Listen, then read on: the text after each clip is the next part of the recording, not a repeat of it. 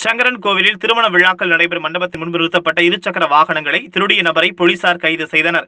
அவரிடமிருந்து 11 வாகனங்கள் பறிமுதல் செய்யப்பட்டன. தென்காசி மாவட்டம் சங்கரன் கோவில் பகுதியில் அடிக்கடி இருசக்கர வாகனங்கள் திருடு போயின. குறிப்பாக திருமண விழாவுக்கு வரும் வாகனங்களே அதிக அளவில் காணாமல் போனது.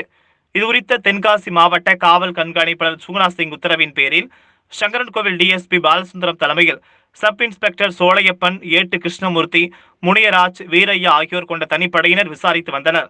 இந்த நிலையில் சங்கரன் கோவிலில் கண்காணிப்பு கேமராக்களில் பதிவான காட்சிகளை குற்றப்பிரிவு போலீசார் பார்வையிட்டனர்.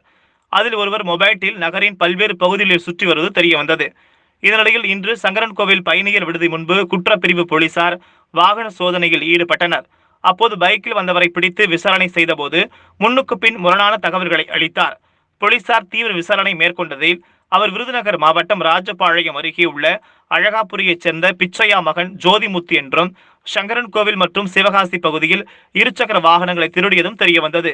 இதைத் தொடர்ந்து ராஜபாளையம், வன்னியம்பட்டி, கழுகுமலை ஆகிய பகுதிகளில் இருந்து 11 இருசக்கர வாகனங்களை போலீசார் பறிமுதல் செய்தனர்.